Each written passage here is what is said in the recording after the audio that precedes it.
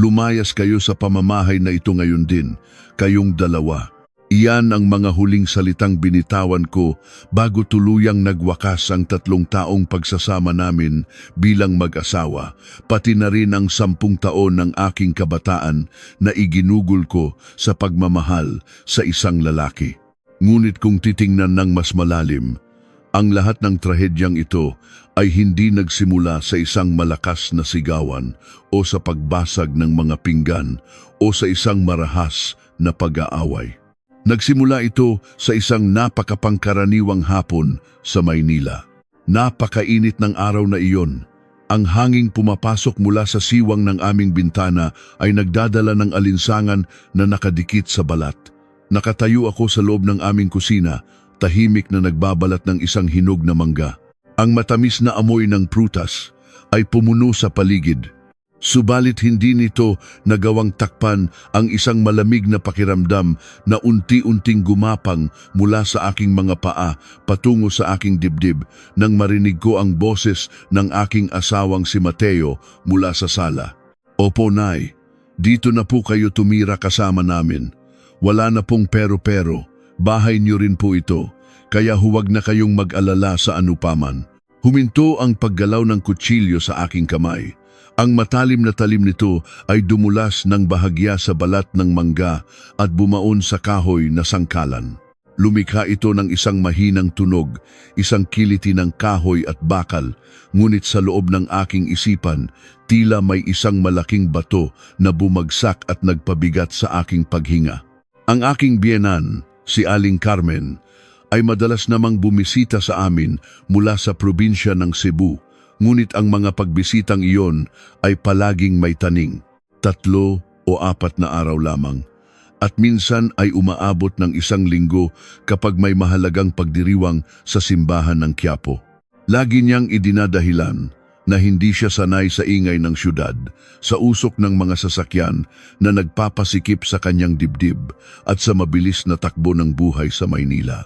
Ngunit ngayon, sa tono ng boses ni Mateo, ramdam ko ang isang nakakabahalang pagbabago. Ang kagalakan sa kanyang pananalita ay hindi para sa isang maikling pagbisita. Ang kanyang ina ay naghahanda na upang lisanin ang probinsya at tuluyan ng manirahan kasama namin. Ibinaba ni Mateo ang telepono.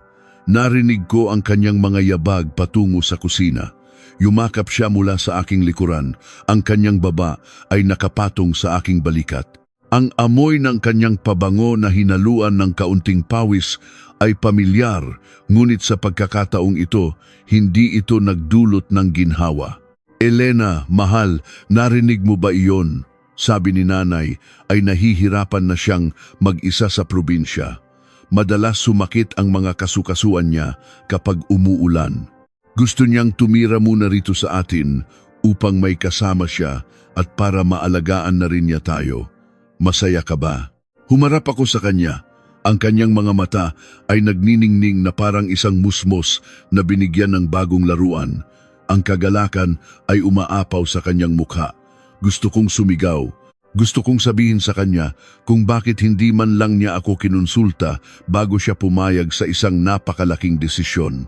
Ang bahay na ito ay tahanan nating dalawa, hindi ba dapat ay pinag-usapan muna natin? Ang mga salitang iyon ay nagpupumiglas sa aking lalamunan, ngunit pinilit kong lunukin ang mga ito kasama ng aking laway na biglang naging mapait. Sa kulturang kinalakihan nating mga Pilipino, ang utang na loob sa mga magulang ay isang obligasyong walang katapusan. Maagang naulila sa ama si Mateo, at si Aling Carmen ang mag-isang nagtaguyod sa kanya sa pamamagitan ng paglalako ng mga kakanin at pagtitinda sa palengke. Ibinigay ng kanyang ina ang lahat upang makapagtapos siya ng pag-aaral at magkaroon ng magandang trabaho dito sa syudad. Para kay Mateo, ang bawat salita ng kanyang ina ay isang batas na hindi maaaring suwayin. Kung ako ay sasalungat o magpapakita ng kahit kaunting pag-aalinlangan, alam kong titingnan niya ako bilang isang masamang asawa. Ako ang magiging manugang na walang utang na loob, walang habag at makasarili. Kaya naman, pinilit kong kurutin ang aking sariling damdamin. Pinilit kong hubugin ang aking mga labi sa isang ngiti, kahit na ang mga kalamnan ng aking mukha ay tila nanigas. Napakagandang balita niyan, Mateo. Siyempre naman, mas mabuti nga iyon para may kasama tayo rito sa bahay at hindi na tayo mag-aalala sa kalagayan niya sa malayo. Lalong lumawak ang ngiti ni Mateo. Hinawakan niya ang aking mukha at hinalikan ako sa noo. Alam ko na hindi ako nagkamali sa pagpili sa iyo. Napakaunawain mo talaga, Elena. Ang salitang unawain ay parang isang matalim na aspile na itinusok sa aking dibdib. Nang gabing iyon, hindi magkamayaw si Mateo sa pag-aayos ng bakanteng kwarto sa dulo ng pasilyo. Inilabas niya ang pinakamakapal na kutson, nilinis ang bawat siwang ng bintana at inilagay ang mga bagong punda ng unan na may burdang bulaklak na paborito ng kanyang ina. Habang pinagmamasdan ko ang kanyang pawisang likuran, isang mabigat na ulap ng pangamba ang unti-unting bumalot sa aking isipan. Hindi ko kinamumuhian ang aking biyenan. Sa paningin ng aming mga kapitbahay at mga kamag-anak, si Aling Carmen ay isang huwarang ina at napakabuting tao. Siya ay palaging nakangiti, madasalin at hindi nakakalimutang magbahagi ng grasya sa iba. Subalit tuwing kaming dalawa lamang ang naiiba sa isang kwarto, nagbabago ang ihip ng hangin, wala na ang malalambing na ngiti. Ang kanyang mga mata ay nagiging mapanuri, matalim at malamig. Isang tingin na laging naghahanap ng mali. Isang tingin na tila palaging nagtatanong kung karapat-dapat ba akong matulog sa tabi ng kanyang anak. Kinagabihan, habang mahimbing na natutulog si Mateo sa aking tabi, biglang nag-ilaw at nag-vibrate ang aking telepono sa ibabaw ng maliit na lamesa. Nang makita ko ang pangalan ng aking nanay na tumatawag mula sa aming probinsya, bumilis ang tibok ng puso ko. Hindi siya madalas tumawag ng ganito kalalim ang gabi, maliban na lamang kung may mahalagang mangyayari. Dahan-dahan akong bumangon, naglakad patungo sa balkonahe, at isinara ang pintong salamin upang hindi magising ang aking asawa. "Anak, gising ka pa ba?" Ang boses ni nanay ay mababa, seryoso at puno ng pag-iingat. "Opo, Nay. Bakit po kayo napatawag ng ganitong oras? May problema po ba dyan?" Narinig ko ang kanyang mabigat na pagbuntong hininga. "Nabalitaan ko sa tiyahin mo na nag-iimpake na raw ng lahat ng kanyang gamit ang biyenan mo. Totoo ba na diyan na siya titira ng tuluyan?" Napalunok ako. Napakabilis talagang kumalat ng balita sa mga kamag-anak. "Opo, Nay. Kaninang hapon lang sinabi sa akin ni Mateo. Nahihirapan na raw po kasing mag-isa si Aling Carmen sa probinsya, kaya napagpasyahan ni Mateo na dito na muna siya sa amin." Isang mahabang katahimikan ang namayani sa kabilang linya. Rinig na rinig ko ang huni ng mga kuliglig mula sa paligid ng bahay ng aking ina, isang tunog na nagpabigat lalo sa gabi. Nang muling magsalita si nanay, ang bawat salita niya ay tila may diin.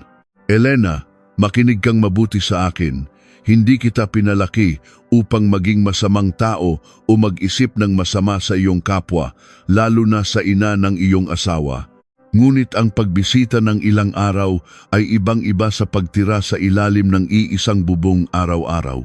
Kapag nadagdagan ng tao ang isang bahay, nadaragdagan din ang mga mata at bibig na maaaring sumira sa kapayapaan ninyo. Isang malaking pagsubok ito, anak. Pinilit kong pagaanin ang usapan kahit na nangangatog ang aking mga tuhod sa lamig ng hangin sa balkonahe. Nay, huwag po kayong mag-alala ng sobra. Nanay naman po siya ni Mateo.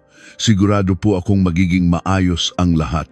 Huwag mong baliwalain ang kutob ng isang ina. Mabilis na sagot ni nanay. Ang kanyang boses ay naging mas matalim. Nakita ko ang paraan ng pagtingin niya sa iyo noong araw ng inyong kasal. Habang ang lahat ay nagdiriwang, ang mga mata niya ay nakatitig sa iyo na parang ikaw ay isang magnanakaw na kumuha ng kanyang pinakamahalagang pag-aari. Walang pagmamahal sa mga matang iyon, anak. Pag-aari lamang. Hindi ako nakapagsalita. Ang mga salita ni nanay ay tumagos ng malalim sa aking dibdib, ginigising ang mga takot na matagal ko nang pinipilit ibaon. Bukas na bukas din, nagpatuloy si nanay. Bago ka umuwi mula sa iyong opisina, dumaan ka sa pamilihan ng mga kagamitang elektroniko sa Quiapo. Bumili ka ng isang napakaliit na kamera, iyong hindi madaling mapansin ng kahit na sino. Ilagay mo ito sa inyong sala o sa pasilyo kung saan nakikita ang galaw ng lahat. At tandaan mo ito, Elena, huwag na huwag mong sasabihin kahit kanino, kahit sa asawa mo. Nanlaki ang mga mata ko. Nay, bakit aabot sa ganito? Kung malaman ni Mateo o ng kanyang ina na nilagyan ko ng kamera ang sarili naming bahay ng palihim, ano na lang ang iisipin nila sa akin? Iisipin nilang baliw ako o wala akong tiwala sa kanila. Iisipin nilang marunong kang magprotekta sa iyong sarili. Mariing putol ni nanay sa aking mga pagtutol. Hindi mo panghihimasukan ang kanyang sariling kwarto sa mga pampublikong bahagi lamang ng inyong bahay. Isipin mo na lang na para ito sa seguridad ninyo laban sa mga akyat bahay. Ngunit gawin mo ito, anak. Kung walang mangyayaring masama, magpapasalamat tayo sa Diyos. Ngunit kung may mangyari man, ikaw ang unang makakaalam at hindi ka magiging isang bulag sa sarili mong pamamahay. Huwag mong hayaang dumating ang araw na mayroon kang bibig, ngunit wala kang maipakitang patunay upang ipagtanggol ang iyong sarili. Ibinaba ni nanay ang telepono matapos ang ilang mahigpit na bilin. Naiwan akong nakatayo sa balkonahe, nakatingin sa libu-libong ilaw ng mga nagtataasang gusali sa Maynila. Ang isip ko ay naglalakbay at nagtatanong, tama ba ang gagawin ko? Bakit kailangan kong maging isang tila espiya sa mismong lugar kung saan dapat ako ay nakakaramdam ng pinakamatinding kaligtasan? Ngunit sa kaibuturan ng aking puso, alam kong tama ang aking ina. Ang kanyang mga salita ay nagbigay ng hugis sa mga pangamba na matagal ko nang nararamdaman, subalit wala akong lakas ng loob na aminin. Kinabukasan, nagpaalam ako sa aking boss na kukuha ako ng kalahating araw na pahinga dahil masama ang aking pakiramdam. Imbes na umuwi, sumakay ako sa isang siksikang jeep patungo sa avenida. Ang sikat ng araw ay napakatindi at ang ingay ng mga busina at sigawan ng mga nagtitinda ay nakakabingi. Naglakad ako sa makipot at may init na eskinita hanggang sa makita ko ang isang maliit na tindahan na puno ng mga elektronikong kagamitan. Bumili ako ng isang napakaliit na aparatong pang-record, kasinlaki lamang ito ng isang malaking butones, kulay itim at hindi kumikinang. Ipinaliwanag ng tindero kung paano ito ikokonekta sa programa sa aking telepono upang makita ko ng direkta ang lahat ng pangyayari at marinig ang mga usapan ng malinaw. Habang nasa biyahe pa uwi, pakiramdam ko ay napakabigat ng aking bag. Ramdam ko ang malamig na pawis sa aking mga palad. Para akong isang kriminal na nagtatago ng isang malaking kasalanan. Sa 3 taon naming pagsasama ni Mateo, wala akong nilihim sa kanya. Ngayon, gagawa ako ng isang bagay na maaaring sumira sa aming tiwala ng tuluyan kung kanyang malalaman. Pagdating sa bahay, mag-isa lamang ako. Nasa trabaho pa si Mateo. Tumayo ako sa gitna ng sala, humihinga ng malalim. Tiningnan ko ang bawat sulok, ang mga muebles na pinili namin ng may pagmamahal, ang telebisyon, ang mga litrato. Sa tabi ng lalagyan ng telebisyon ay may isang malaking paso ng halaman na may malalapad at luntiang dahon na inaalagaan ko araw-araw. Maingat kong inilagay ang maliit na kamera sa pinakagitna ng mga sanga, itinaas ng kaunti upang hindi matakpan ng mga dahon sa ibaba. Mula sa anggulong iyon, sakop nito ang buong sala, ang hapagkainan at ang pasilyo patungo sa aming mga kwarto. Kinuha ko ang aking telepono at binuksan ang programa. Malinaw na malinaw ang kuha. Nakikita ko ang aking sarili na nakatayo sa gitna ng sala. Ang aking tahimik na tahanan ay nakikita ko na ngayon mula sa isang nakatagong mata. Pinatay ko ang screen at pumasok sa kwarto upang magpalit ng damit. Ang puso ko ay patuloy sa mabilis na pagtibok. Dumating ang Sabado ng hapon. Sinundo ni Mateo si Aling Carmen mula sa sakayan ng bus. Nang bumukas ang aming pintuan, halos manlaki ang mga mata ko sa dami ng dalang bagahe ng aking biyenan. Hindi lamang 2 malalaking maleta ang dala niya. Mayroon pang 3 sako na tinalian ng mahigpit na lubid at 2 malalaking bayong. Ang amoy ng tuyong isda at mga dahon ng tsaa ay agad na pumuno sa aming sala. Hindi ito bagahe ng isang bisitang mananatili lamang ng ilang linggo. Ito ay bagahe ng isang taong naghahandang magtayo ng kanyang sariling kaharian. Ngumiti ng napakatamis si Aling Carmen nang makita ako. Binitawan niya ang kanyang mga dala at mahigpit na hinawakan ang aking mga kamay. Ang kanyang mga palad ay magaspang, ngunit ang kanyang hawak ay tila may diin na hindi ko maipaliwanag. Manugang ko, lalo ka atang gumaganda. Pasensya na sa mga dala ko, marami akong naisip na ipasalubong sa inyo. Medyo matatagalan ang pananatili ko rito, kaya naisip kong dalhin na rin ang mga paboritong lutuin ni Mateo. Walang problema po, Nay.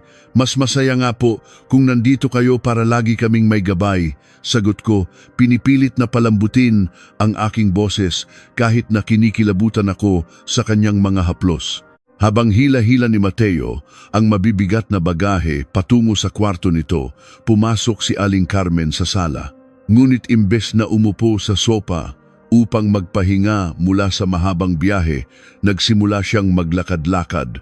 Ang kanyang mga hakbang ay banayad ngunit puno ng layunin. Ang kanyang mga mata ay nag-ikot sa buong paligid, hindi parang isang inang natutuwa sa naipundar ng anak, kundi parang isang general na sinusuri ang kanyang bagong nasakop na teritoryo. Pinasadahan niya ng daliri ang ibabaw ng hapagkainan, tinitingnan kung may alikabok. Tiningnan niya ng matagal ang aming litrato ng kasal na nakasabit sa pader. Pinagmasdan niya ang mga sapatos ko na nakasalansan malapit sa pintuan. Bawat galaw niya ay tahimik subalit nakakabibingi. Pumunta ako sa kusina upang kumuha ng malamig na tubig. Habang nagsasalin ako, pasimple ko siyang pinagmamasdan. Tumalikod siya mula sa mga litrato at naglakad patungo sa lalagyan ng telebisyon.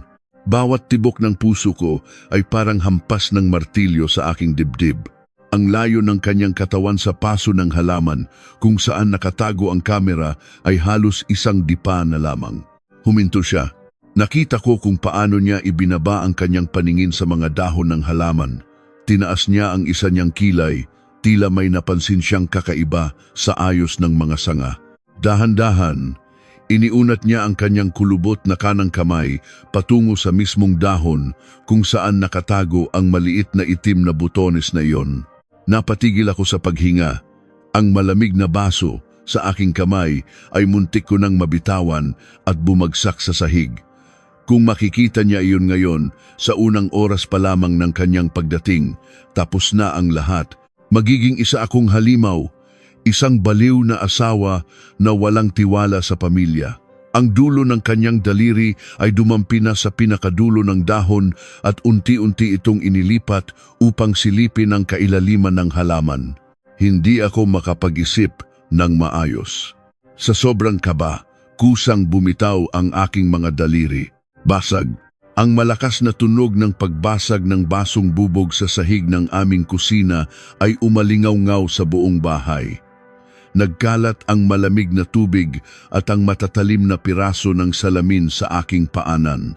Napadaing ako, hindi dahil sa sakit, kundi bilang isang mabilis na pagpapanggap upang ilihis ang kanyang atensyon. Mabilis na lumingon si Aling Carmen, ang kanyang kamay ay agad na lumayo sa halaman. Ang kanyang mga mata na kanina ay mapanuri ay napalitan ng gulat at kaunting inis. Ano ba iyang ginagawa mo, Elena? Ang lalim naman ng iniisip mo at nabitawan mo ang baso. Mag-ingat ka nga, baka makatapak ka ng bubog.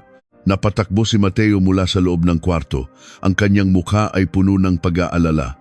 Ano iyon? Mahal, ayos ka lang ba? Nasugatan ka ba? Opo, pasensya na.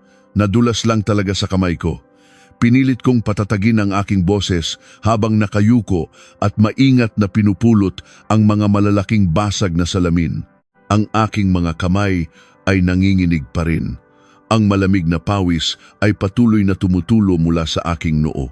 Lihim akong sumulyap sa paso ng halaman mula sa aking kinatatayuan. Ligtas ang kamera. Hindi niya ito nakita. Ngunit alam ko sa aking sarili na ang pangyayaring ito ay isang napakalinaw na babala. Kailangan kong maging mas maingat at mas matalino sa mga susunod na araw. Lumipas ang unang linggo mula nang dumating ang aking biyenan sa aming tahanan. Sa paningin ng ibang tao, marahil ay mukhang payapa at masaya ang aming pamilya. Ngunit sa loob ng mga dingding ng aming bahay, unti-unting nagbabago ang ihip ng hangin. Isang tahimik at malamig na digmaan ang nagsisimula. Isang labanan na walang gumagamit ng dahas, ngunit unti-unting sumisira sa aking kaluluwa. Ang aming kusina, na dati ay aking sariling kaharian kung saan ako ang nasusunod, ay unti-unting nasakop at inangkin. Ang mga paborito kong kawali na palagi kong inilalagay sa madaling abutin ay inilipat sa pinakailalim na kabinet. Ang mga pampalasa na maingat kong inayos ay iniba ang pwesto ayon sa kanyang kagustuhan. Sa tuwing magluluto ako pagka-uwi mula sa aking trabaho, laging nakabantay si Aling Carmen sa aking likuran, tila isang anino na laging naghihintay ng aking pagkakamali. Huwag ganyan ang paghiwa ng sibuyas, masyadong malaki. Hindi magugustuhan ni Mateo iyan. Bakit hindi ka gumagamit ng mantika ng baboy? Mas malasa iyon at iyon ang kinagisnan ng asawa mo mula pa noong bata siya. Hindi siya sanay sa mga mamahaling langis na ginagamit mo. Ang bawat punan niya ay palaging sinasabi ng may nakakabit ng ngiti, ngunit bawat isa ay tila maliliit na hiwa ng kutsilyo sa aking pagkatao. Pakiramdam ko ay nagiging isang dayuhan ako sa sarili kong tahanan. Ang espasyong pinaghirapan kong buuin kasama ni Mateo ay unti-unting ninanakaw sa akin. Si Mateo naman ay walang nakikitang mali sa lahat ng ito. Sa kanyang paningin, ang kanyang ina ay tinutulungan lamang ako upang maging mas mahusay na asawa at ginagabayan lamang ako sa mga gawaing bahay. Wala siyang nakikitang mali siya sa mga kilos ng kanyang ina. Ngunit hindi lamang sa kusina nagtatapos ang kanyang panghihimasok. Isang gabi bago matulog, nakaupo ako sa harap ng aking tokador upang mag-ayos ng sarili. Napansin ko ang isang napakaliit na pagbabago. Ang isang bote ng pampahid sa mukha na palagi kong inilalagay sa gawing kanan, malapit sa salamin, ay napunta sa bandang kaliwa, malapit sa gilid ng mesa. Maliit na detalye lamang ito. Marahil ay sasabihin ng ibang tao na nalimutan ko lang kung saan ko ito inilagay dahil sa pagod. Ngunit bilang isang babae na sanay sa kaayusan ng kanyang sariling mga personal na gamit, alam kong may ibang kamay na gumalaw nito. Kinabukasan, pagkaalis ni Mateo patungo sa kanyang trabaho, nagkulong ako sa loob ng banyo dala ang aking telepono. Binuksan ko ang aplikasyon ng kamera na nakakonekta sa sala. Binalikan ko ang mga kuha noong nakaraang araw habang ako ay nasa opisina at walang ibang tao sa bahay kundi ang aking biyenan. Pinapanood ko ang harap ng aking telepono habang pabilis ang tibok ng aking puso. Nakita ko si Aling Carmen na naglilinis ng sala. Pinunasan niya ang mesa, inayos ang mga unan sa sopa. Pagkatapos, tumayo siya sa tapat ng saradong pintuan ng aming kwarto. Tumingin muna siya sa kaliwa at kanan, kahit na alam niyang mag-isa lamang siya sa bahay. Dahan-dahan niyang pinihit ang hawakan ng pinto at pumasok sa loob. Hindi nakikita ng kamera ang loob ng aming kwarto dahil nakatutok lamang ito sa sala at pasilyo. Ngunit ang katotohanang pumasok siya nang walang paalam sa aming pribadong espasyo at nagtagal doon ng halos 10 minuto ay nagpatindig ng lahat ng aking mga balahibo. Ano ang ginagawa niya sa loob? Ano ang hinahanap niya sa aking mga personal na gamit at damit? Hinahalungkat ba niya ang aking mga aparador? Ang pakiramdam ng kawalan ng kaligtasan ay unti-unting lumamon sa akin. Ngunit ang pinakamasakit na dagok ay nangyari paglipas ng ilang araw. Kinagabihan, pagka-uwi ko mula sa trabaho, sumalubong sa akin ang isang matapang at mapait na amoy na nagmumula sa kusina. Amoy ito ng mga pinakuluang ugat at dahon, isang amoy na nagpabigat agad sa aking sikmura. Nakita ko si Aling Carmen na naghahalo ng isang kaldero ng maitim na sabaw. Ang usok nito ay pumupuno sa buong kabahayan. Umuwi ka na pala, Elena. Halika rito, maupo ka. Ipinagluto kita ng isang napaka-espesyal na sabaw. Galing pa sa isang kilalang manggagamot sa aming probinsya ang mga halamang ito. Ipinadala pa ito sa akin ng isang kakilala. Para saan po iyan, Nay? Tanong ko habang maingat na inilalapag ang aking mga gamit, pinipigilan ng pag-ubo dahil sa sobrang tapa. Inilapag niya ang isang mangkok ng umuusok at maitim na sabaw sa harap ko. Ang kulay nito ay parang putik at ang amoy ay tila pinaghalong lumang kahoy at mapait na dahon. Pampaayos iyan ng daloy ng dugo ng babae. 3 taon na kayong kasal ni Mateo, ngunit hanggang ngayon ay wala pa rin kayong anak. Baka malamig ang iyong sinapupunan o may problema sa iyong katawan. Inumin mo ito araw-araw upang magkaapo na ako bago ako mamatay. Tumigil ang pag-ikot ng aking mundo. Ang isyu ng pagkakaroon ng anak ay isang napakamaselang usapan para sa amin ni Mateo. Pareho kaming nagtatrabaho, nag-iipon para sa mas magandang kinabukasan at pinag-aaralan pa ang aming mga sarili bago humarap sa responsibilidad ng pagiging magulang. Napagkasunduan namin na ipagpaliban muna ito. Ngunit ngayon, sa harap ng hapagkainan, ginawa itong isang malaking kasalanan at sumbat ng aking biyenan. Pinagmukha niya akong isang babaeng walang kwenta dahil hindi pa ako nagdadalang tao. Tumingin ako kay Mateo, humihingi ng tulong, pag-unawa at pagtatanggol. Inaasahan kong sasabihin niya sa kanyang ina na huwag akong pilitin at ipaliwanag ang aming pinagkasunduan. Ngunit ang asawa ko ay umiwas ng tingin.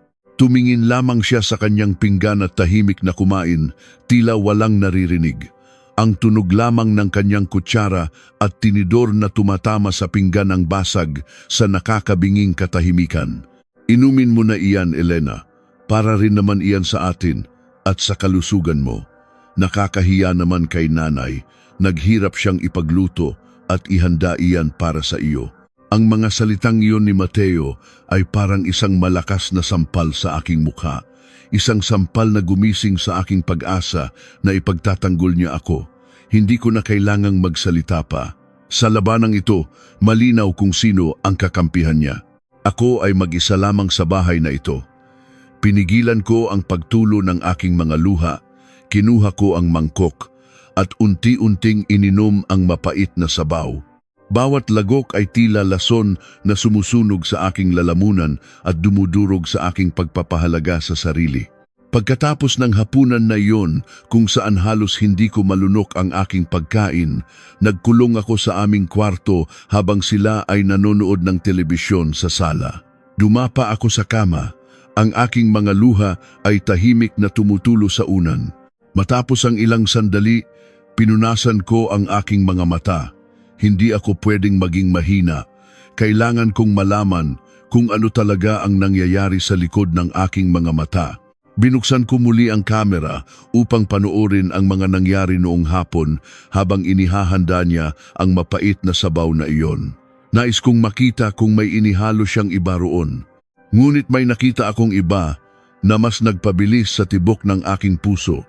Sa ganap na 3 ng hapon, habang ako ay nasa opisina, nakita ko sa kuha ng kamera na lumabas si Aling Carmen mula sa kanyang kwarto.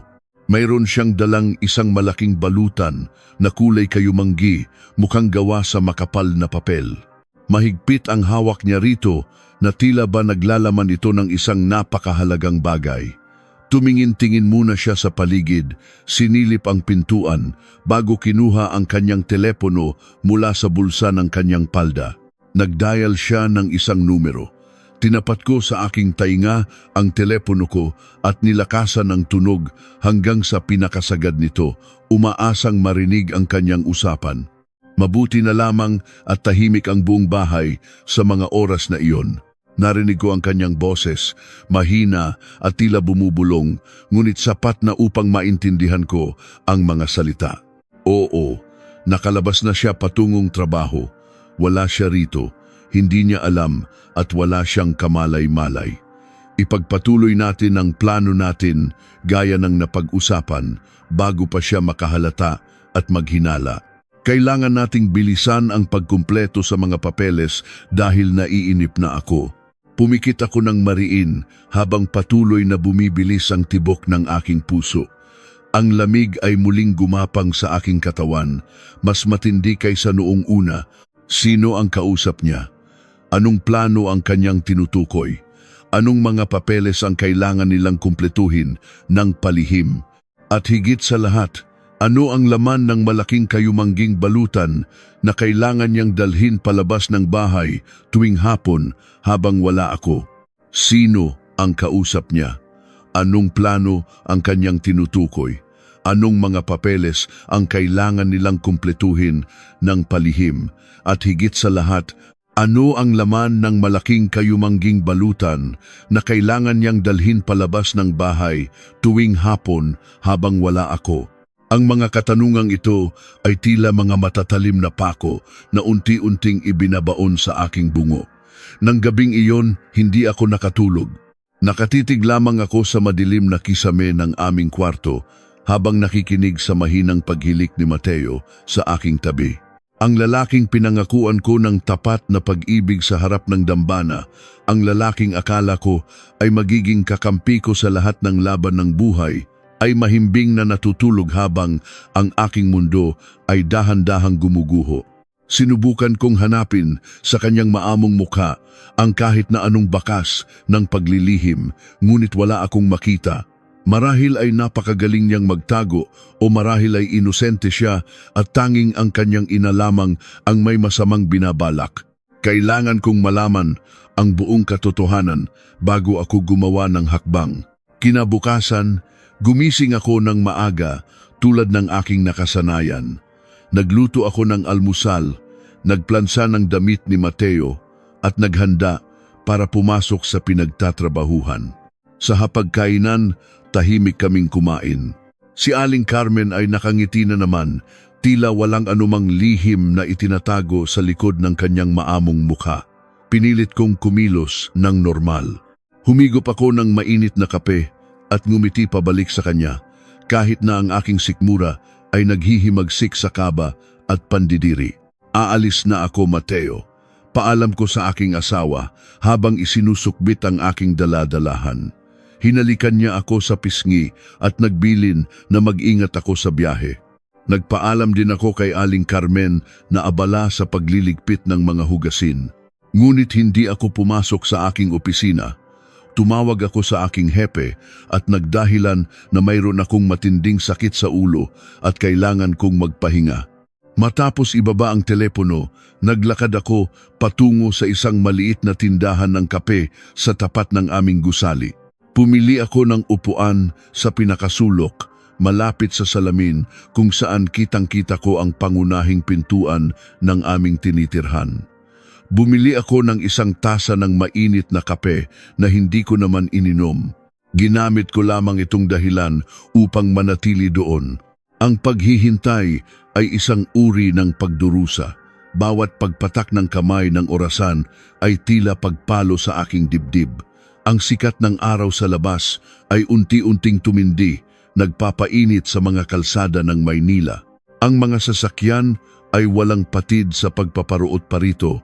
Ang ingay ng mga jeep at busina ay naghahalo sa hangin, ngunit ang aking buong atensyon ay nakapako lamang sa pintuan ng aming gusali.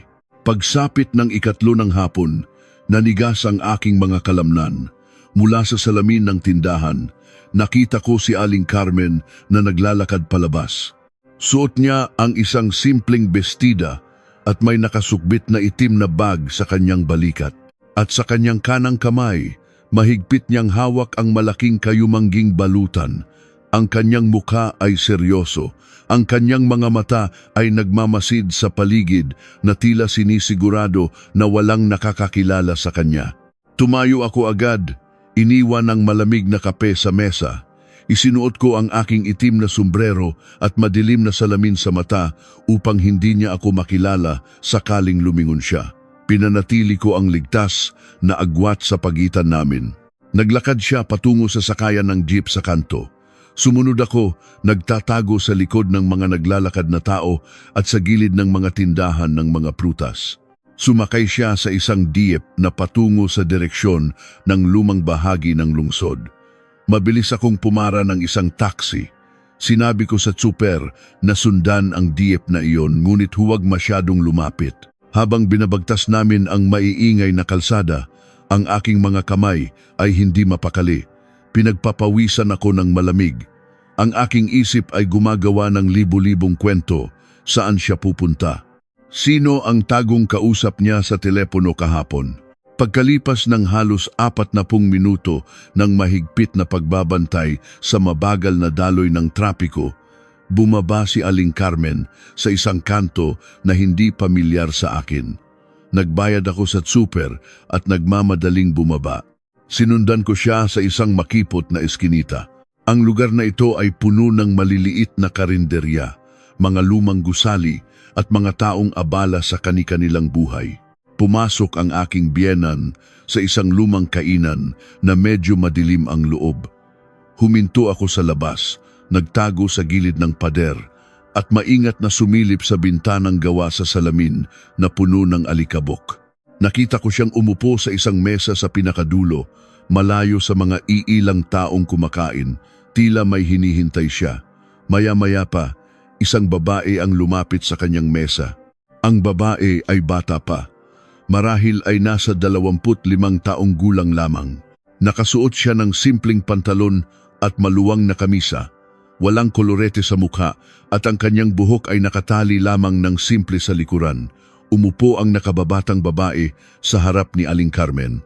Pumasok ako sa loob ng kainan, ibinaba ang aking sombrero at umupo sa isang mesa na 2 hilera ang layo mula sa kanila. Nakatalikod ako sa kanila ngunit sapat ang lapit ko upang marinig ang kanilang pinag-uusapan kung magtutuon ako ng matinding pansin. Umorder ako ng isang basong tubig sa serbidora upang hindi ako mapaalis. Inilapag ni Aling Carmen ang kayumangging balutan sa ibabaw ng mesa. Dahan-dahan niya itong binuksan at naglabas ng mga puting papel na may mga nakasulat na tila formal na kasunduan. Kasunod nito ay naglabas siya ng isang makapal na sobre na malinaw na naglalaman ng pera. Heto ang paunang bayad natin gaya ng napag-usapan, narinig kong sabi ng aking biyenan. Ang boses niya ay walang bahid ng lambing, isang purong pakikipagkalakalan. Binasa mo na ba ng maigi ang kasunduan? Kailangan nating maging malinaw sa lahat ng bagay upang walang maging problema sa hinaharap. Binuklat ng nakababatang babae ang mga papel. Ang kanyang mga kamay ay medyo nanginginig. Opo, ginang, nabasa ko na po ang lahat. Kailangan ko po talagang sumailalim sa mga pagsusuri sa ospital upang masiguro na malusog ang aking katawan at handa ang aking sinapupunan para magdala ng bata. Bata, sinapupunan, pagsusuri. Ang 3 salitang iyon ay parang malalakas na kulog na yumanig sa aking buong pagkatao. Napakapit ako ng mahigpit sa gilid ng mesa. Halos hindi ako makahinga. Ang aking lalamunan ay tila sinasakal ng isang hindi nakikitang kamay. Tama ba ang naririnig ko? Nagbabayad ang aking biyenan ng ibang babae upang magbuntis at magkaanak para sa kanyang anak. Dahil ba hindi pa ako nagdadalang tao, pagkatapos ng 3 taon ay nagpasya siyang humanap ng kapalit na sinapupunan nang walang paalam sa akin. Ito ay kalapastanganan. Ito ay isang direktang pang-iinsulto sa aking pagkababae at sa aming kasal ni Mateo.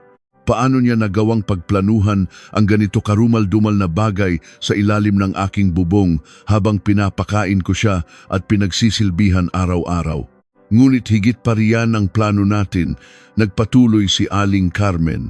Ang kanyang tono ay lalong bumaba na tila natatakot na may makarinig. Kailangan mong maintindihan na ang batang dadalhin mo ay manggagaling sa aking anak. Ikaw ang magiging ina, ngunit sa oras na mailuwal mo ang sanggol, kukunin namin ito at ibibigay mo sa amin ang buong karapatan. Papalayuin namin ang asawa niya ngayon. Gagawin namin ang lahat para maghiwalay sila dahil wala siyang silbi. At kapag nangyari iyon, maaari kang manatili kung magkakasundo kayo ng anak ko. Nag-init ang sulok ng aking mga mata, ngunit walang luhang lumabas. Tanging galit, purong galit na sumusunog sa aking mga ugat. Hindi lamang niya gustong magkaapo, gusto niya akong palayasin. Gusto niyang sirain ang aming pamilya at palitan ako ng isang babaeng nabili niya gamit ang pera. Nakaramdam ako ng matinding pagkahilo. Gusto kong tumayo, gusto kong lapitan ang kanilang mesa, kunin ang mainit na sabaw sa kalapit na upuan at ibuhos iyon sa pagmumukha ng babaeng nagluwal sa aking asawa. Gusto kong isigaw sa buong kainan ang kasamaang ginagawa niya, ngunit pinigilan ko ang aking sarili. Kailangan ko ng matibay na patunay. Kailangan kong makita ang mga papeles na iyon at hawakan ang buong katotohanan bago ko sila harapin.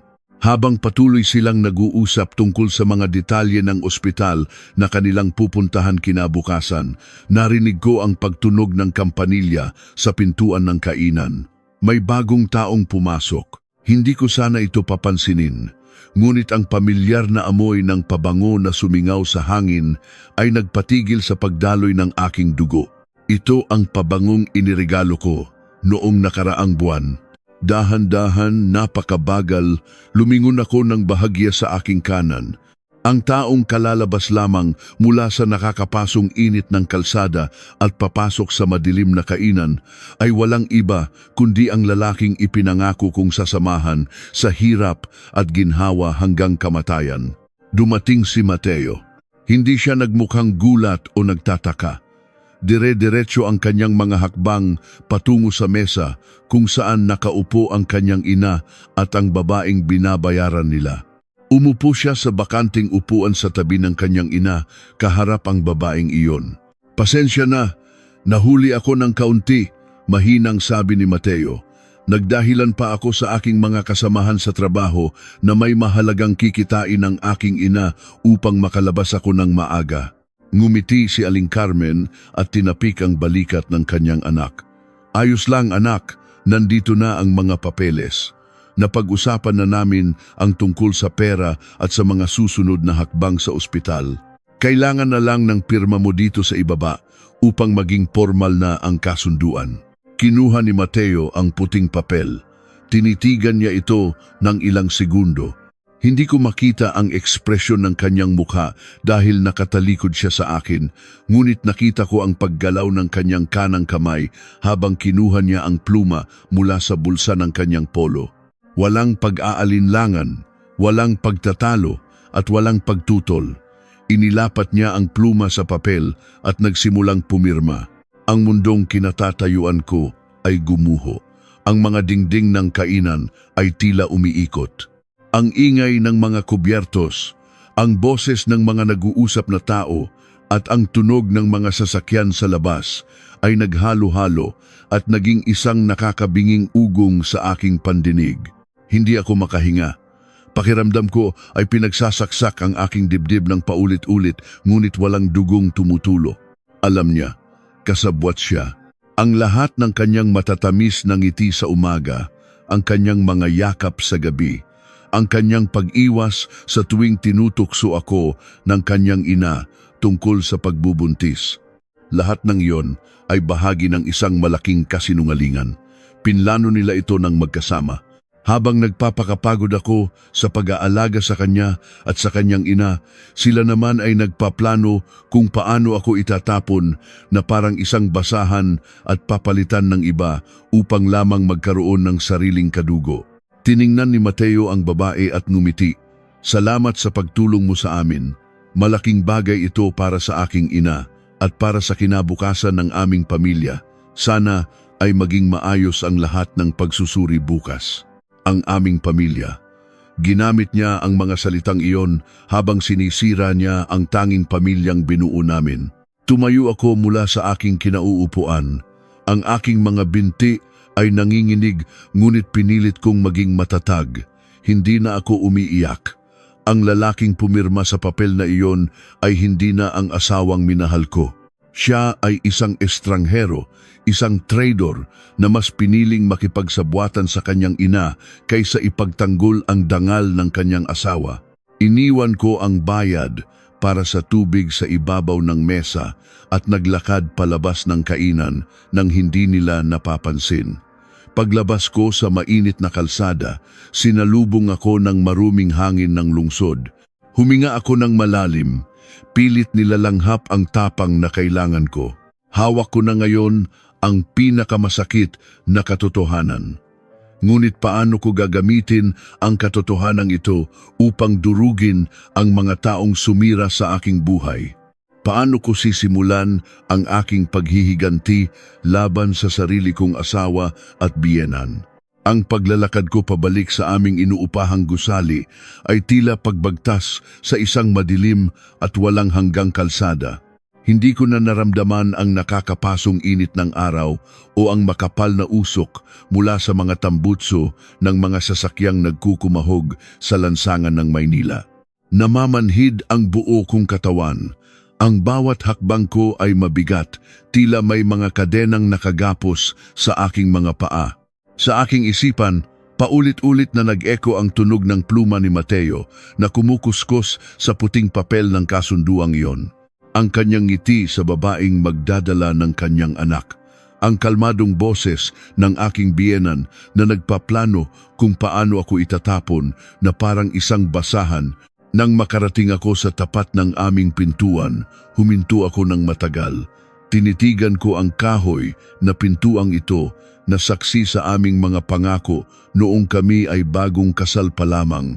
Dito ko siya sinalubong ng mga yakap gabi-gabi. Dito kami nangarap na bumuo ng isang masayang pamilya. Ngayon, ang pintuang ito ay tila naging tarangkahan ng isang kulungan kung saan naghihintay ang mga berdugo ng aking kinabukasan. Huminga ako ng malalim, pinunasan ang mga luhang natuyo sa aking pisngi at ipinasok ang susi. Wala pa sila, tahimik ang buong bahay. Pumasok ako sa aming kwarto at nagkulong. Kinuha ko ang isang malaking maleta mula sa itaas ng aparador. Gusto kong ilagay ang lahat ng aking mga damit at lumayas sa mismong sandaling iyon. Gusto kong tumakas, umuwi sa aking ina at umiyak ng buong maghapon. Ngunit nang mahawakan ko ang aking mga damit, biglang tumigil ang aking mga kamay. Kung aalis ako ngayon, ibibigay ko sa kanila ang eksaktong bagay na gusto nila. Madali nilang maipagpapatuloy ang kanilang plano. Aangkinin nila ang bahay na ito na pinaghirapan kong bayaran kasama ni Mateo. Papalayasin nila ako ng walang laban at sila ang magiging masaya habang ako ay nagdurusa sa kahihiyan at kawalan. Hindi ako papayag na matapos ang lahat ng ganito. Ibinalik ko ang maleta sa loob ng aparador. Naghilamos ako ng malamig na tubig. Tinitigan ko ang aking sarili sa salamin. Namumula ang aking mga mata, maputla ang aking mga labi at mukha akong talunan. Subalit sa likod ng pagod na mukhang iyon, naramdaman ko ang pagsilang ng isang bagong klaseng tapang. Isang malamig, mapagpasyang tapang. Kailangan kong lumaban at ang labang ito ay hindi ko maipanalo sa pamamagitan ng pag-iyak o pagsigaw. Kailangan kong gamitin ang kanilang sariling laro laban sa kanila. Bandang 5 ng hapon, narinig ko ang pagbukas ng pinto sa sala. Narinig ko ang masasayang boses ni Mateo at Aling Carmen. Sabay silang umuwi, nagpapanggap na nagkita lamang sila sa ibaba ng gusali. Humiga ako sa kama, nagkumot hanggang leeg at nagpanggap na natutulog. Bumukas ang pinto ng aming kwarto. Naramdaman ko ang paglapit ni Mateo. Umupo siya sa gilid ng kama at hinawakan ang aking noo. "Elena, mahal, nandito na ako." Sabi ng boss mo ay nagkasakit ka raw kaya ka umuwi ng maaga? Masama ba ang pakiramdam mo? Ang kanyang boses ay napakalambing, na puno ng pag-aalala. Kung hindi ko lang nakita ang ginawa niya kanina, marahil ay napaluha na ako sa tuwa dahil sa kanyang pag-aaruga. Ngunit ngayon, ang kanyang hawak ay nagdudulot lamang ng pandidiri sa aking balat. Pinilit kong huwag umurong. Idinilat ko ng bahagya ang aking mga mata at umubo ng mahina. Masakit lang talaga ang ulo ko, Mateo. Siguro dahil sa pagod sa trabaho, gusto ko lang munang magpahinga. Hinalikan niya ako sa noo. Sige, magpahinga ka lang. Ipagluluto tayo ni nanay ng masarap na hapunan para lumakas ka. Nandito lang ako, huwag kang mag-alala. Nang lumabas siya ng kwarto, mabilis kong kinuha ang aking telepono at nagpadala ng mensahe sa aking ina. Nay, tama po kayo sa lahat. May plano sila. Kukuha sila ng ibang babae para magbuntis at si Mateo ay kasabwat. Nakita ko silang pumirma ng papeles kanina. Wala pang 1 minuto, tumawag si nanay. Tumakbo ako sa loob ng banyo at binuksan ang gripo upang matakpan ang aking boses. Anak, anong sinasabi mo? Totoo ba iyan? Nanginginig ang boses ng aking ina, pinaghalong galit at awa para sa akin.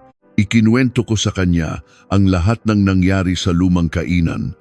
Ang pera, ang papeles, ang mga salitang binitawan ng aking biyenan at ang walang pag-aalinlangang pagpirma ng aking asawa. Habang nagkukuwento ako, hindi ko mapigilan ang paghikbi. Doon ko inilabas ang lahat ng sakit na kanina ko pa pinipigilan. Huwag kang umiyak, Elena. Matigas na utos ni nanay, kahit ramdam ko ang panginginig ng kanyang tinig. Tapos na ang oras ng pag-iyak. Nakikipaglaro ka sa mga demonyo, kaya kailangan mong maging mastuso kaysa sa kanila. Kumuha ka ng matapang na abogado. Siguruhin mong nasa iyo ang lahat ng patunay ng inyong yaman at mga naipundar. Huwag kang aalis sa bahay na iyan hanggat hindi mo nakukuha ang nararapat sa iyo. Opo, Nay, gagawin ko po. Kinabukasan, nagsimula ang aking pagpapanggap. Nagpaalam ako sa opisina na kukuha ako ng 1 linggong bakasyon dahil sa matinding karamdaman. Nais kong manatili sa bahay upang mabantayan ang bawat kilos nila at upang makatipon ng sapat na ebidensya bago ako pumunta sa isang abogado. Araw-araw, nakasuot lamang ako ng maluwag na damit pantulog. Hindi ako nagsusuklay, hindi ako nag-aayos.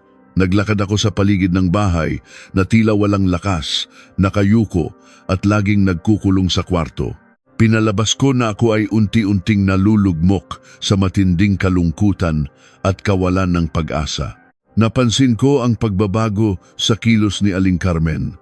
Tuwing makikita niya akong nakatulala sa bintana o walang ganang kumain, isang mabilis at palihim na ngiti ang sumisilay sa kanyang mga labi.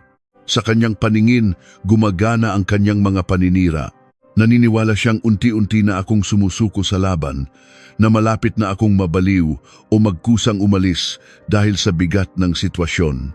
Isang hapon, habang si Mateo ay nasa trabaho, lumapit sa akin si Aling Carmen sa sala.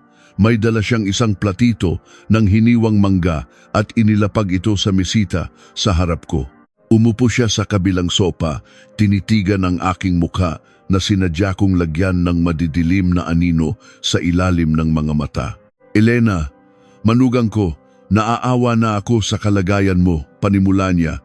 Ang boses ay nagpapanggap na puno ng simpatya. Ilang araw ka nang walang sigla. Siguro ay nai-stress ka ng husto sa trabaho at sa kakaisip na hindi ka pa magkaanak. Alam mo ba, may alam akong isang tahimik na lugar sa aming probinsya. Isang maliit na bahay bakasyunan malapit sa dagat.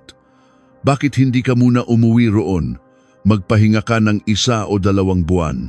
Magiging mabuti iyon para sa iyong isip at katawan. Kami na ni Mateo ang bahala rito sa Maynila. Tumigil ang aking paghinga. Napakagandang alok, napakabait na biyenan. Kung hindi ko lang alam ang totoo, baka napayakap pa ako sa kanya bilang pasasalamat, ngunit alam ko ang kanyang totoong layunin. Gusto niya akong paalisin ng matagal upang malaya nilang maiuwi ang babaeng iyon sa bahay na ito upang maayos nila ang lahat ng plano habang ako ay nakatago sa isang maliblib na probinsya. Gusto nilang linisin ang landas nila. Humarap ako sa kanya, ibinaba ang aking balikat upang magmukhang mas kaawa-awa. Napakabuti ninyo po, Nay. Pag-iisipan ko po iyan. Baka nga po kailangan ko nang lumayo muna para makahinga. Nakita ko ang kislap ng tagumpay sa kanyang mga mata. Huwag kang mag-alala, ako na ang kakausap kay Mateo. Sigurado akong papayag iyon para sa ikabubuti mo. Kinagabihan, ginawa ko ang aking susunod na hakbang. Habang nanonood sila ng telebisyon, nagpanggap akong inaantok at nagpaalam na papasok na sa kwarto. Ngunit hindi ko isinara ng buo ang pintuan. Nag-iwan ako ng maliit na siwang, sapat lamang upang makita ko ang bahagi ng sala at marinig ang kanilang pag-uusap. Binuksan ko rin ang aking telepono upang i-record ang lahat ng mangyayari. Pagkalipas ng ilang minuto, narinig ko ang mahinang boses ni Mateo. Pumayag na ba siyang umuwi sa probinsya? Nag-aalangan pa, pero malapit na iyan bumigay, sagot ni Aling Carmen. Ang boses ay puno ng kumpiyansa. Nakita mo naman ang hitsura niya ngayon, parang patay na naglalakad. Kaunting tulak na lang, aalis na iyan ng kusa. Kapag nangyari iyon, mas madali na nating maipapasok si Clara dito sa bahay. Sinabi ng doktor na kailangan ng masinsinang pag-aalaga dahil sensitibo ang unang mga buwan ng pagbubuntis. Tahimik lamang si Mateo. Hindi siya sumagot, hindi siya tumutol. Ang kanyang katahimikan ay isang patunay ng kanyang ganap na pagsang-ayon sa pagtataboy sa akin. Sumandal ako sa malamig na pader ng kwarto. Handa na ang aking isip, ngunit ang aking puso ay hindi pa rin maiwasang masugatan sa bawat pagtataksil na aking naririnig. Subalit ang pinakakakila-kilabot na bahagi ng kanilang plano ay hindi pa pala nagaganap. Kinabukasan ng gabi, umuulan ng malakas. Ang mga patak ng ulan ay humahampas sa salamin ng aming bintana, lumilikha ng isang malungkot at nakakatakot na himig. Nakaupo ako sa kama, nagbabasa ng isang libro kahit hindi ko naman naiintindihan ang mga salita. Biglang bumukas ang pintuan ng aming kwarto. Pumasok si Aling Carmen. May dala siyang isang baso ng maligamgam na gatas na nakapatong sa isang maliit na platito. Nakangiti siya, ngunit sa ilalim ng malamlam na ilaw ng kwarto, ang kanyang ngiti ay mukhang isang nakakatakot na maskara. Elena, gising ka pa pala. Ipinagtimpla kita ng gatas. Pansin ko kasi nitong mga nakaraang gabi ay palagi kang nagigising at hindi makatulog ng maayos. Inumin mo ito para kumalma ang iyong isip at makapagpahinga ka ng mahaba. Tinitigan ko ang puting likido sa loob ng baso. Umaangat pa ang manipis na usok mula rito. Salamat po, Nay. Ilapag niyo na lang po diyan sa mesa. Iinumin ko po mamaya kapag medyo lumamig na. Hindi. Inumin mo na ngayon habang mainit pa. Mas mabisa ito kapag maligamgam. Tatayo lang ako rito hanggang sa maubos mo. Sige na. Ang kanyang utos ay malumanay, ngunit may nakatagong pagpupumilit na hindi ko pwedeng tanggihan nang hindi gumagawa ng eksena. Dahan-dahan kong kinuha ang baso, ramdam ko ang init nito sa aking mga palad. Itinapat ko ang gilid ng baso sa aking mga labi. Ang mga mata ni Aling Carmen ay nakatutok sa akin, hindi kumukurap, nag-aabang sa paglunok ko. Humigop ako ng kaunti, pinanatili ang likido sa aking bibig nang hindi nilulunok. Masarap po, sabi ko habang pilit nang umingiti nang nakasara ang mga labi. Iinumin ko po ang lahat mamaya. Gusto ko lang po munang tapusin ang isang kabanata ng librong ito. Tila nag-alinlangan siya, ngunit dahil nakita niyang humigop na ako, tumango siya at lumabas ng kwarto. Mabilis akong tumakbo sa banyo at idinura ang gatas na nasa aking bibig. Nagmumug ako ng maraming beses. Bakit ganun na lamang ang kanyang pagpupumilit na inumin ko iyon agad sa harap niya? Kinuha ko ang aking telepono at binuksan ang programa ng nakatagong kamera na nakatutok sa sala at kusina. Ibinalik ko ang kuha ilang minuto bago siya pumasok sa aking kwarto. Nakita ko si Aling Carmen na nagtitimpla ng gatas sa ibabaw ng hapagkainan. Nang matunaw ang gatas sa mainit na tubig, tumingin siya sa paligid. Nang makitang walang nakatingin, dumukot siya ng isang maliit na pakete mula sa bulsa ng kanyang palda. Binuksan niya ito at mabilis na ibinuhos ang isang puting pulbos sa loob ng baso. Hinalo niya itong mabuti hanggang sa tuluyang matunaw ang pulbos at humalo sa gatas bago niya ito binuhat patungo sa aking kwarto. Nanlamig ang buo kong katawan. Ang aking mga kamay ay nanginginig ng husto kaya halos mabitiwan ko ang telepono. Hindi lamang nila ako gustong paalisin, nilalason nila ako. Anong pulbos iyon? Pampaantok upang hindi ako magising sa gabi at malaya silang makapag-usap o makapagpapasok ng ibang tao. Gamot na sisira sa aking pag-iisip upang tuluyan akong magmukhang baliw sa paningin ng ibang tao o isang bagay na mas malala pa rito. Tiningnan ko ang baso ng gatas na nakapatong sa mesa. Tila isa itong nakangangang bibig ng kamatayan na naghihintay na lamunin ako. Nakarating na kami sa hangganan. Mula sa kasinungalingan at panlilinlang, tumawid na ang aking biyenan sa pisikal na pananakit at pagtatangka sa aking kaligtasan. Kumuha ako ng isang maliit na malinis na lalagyan ng plastik na may takip. Maingat kong ibinuhos ang kalahati ng gatas doon at itinago ito sa kailaliman ng aking bag sa ilalim ng aking mga gamit sa trabaho. Ipapasuri ko ito sa isang kilalang laboratorio upang magkaroon ako ng matibay na ebidensya ng kanyang pagtatangka. Ang natitirang gatas sa baso ay ibinuhos ko sa lababo at hinugasan ko ng mabuti ang baso. Bumalik ako sa kama at humiga. Ang dilim ng kwarto ay tila nakikiramay sa bigat ng aking pinagdadaanan. Ngunit sa halip na matakot, isang nakakakilabot na kapayapaan ang bumalot sa akin. Nakita ko na ang kanilang pinakamadilim na anyo. At ngayon na alam ko na kung hanggang saan ang kaya nilang gawin, wala na rin akong rason upang magpigil. Nang pumasok si Mateo sa kwarto makalipas ang ilang oras, natutulog na ako ng tahimik. Ang baso ay walang laman at malinis sa mesa. Nahiga siya sa tabi ko, yumakap mula sa likod. Wala siyang kamalay-malay na ang babaeng yakap-yakap niya ngayon ay hindi na ang maamong asawa na kilala niya. Ako ay naging isang patalim na inihahasa sa dilim. Naghihintay lamang ng tamang sandali upang hiwain ang lahat ng kasinungalingan nila. Paano ko gagamitin ang nakalalasong gatas na ito upang simulan ang pagguho ng kanilang mundo? Kinabukasan, gumising ako na may kakaibang bigat sa aking dibdib, ngunit ang aking isip ay malinaw na malinaw. Ang sikat ng araw na tumatagos sa siwang ng aming kurtina ay tumama sa mukha ni Mateo. Pinagmasdan ko siya habang siya ay mahimbing pang natutulog. Ang kanyang paghinga ay banayad at payapa.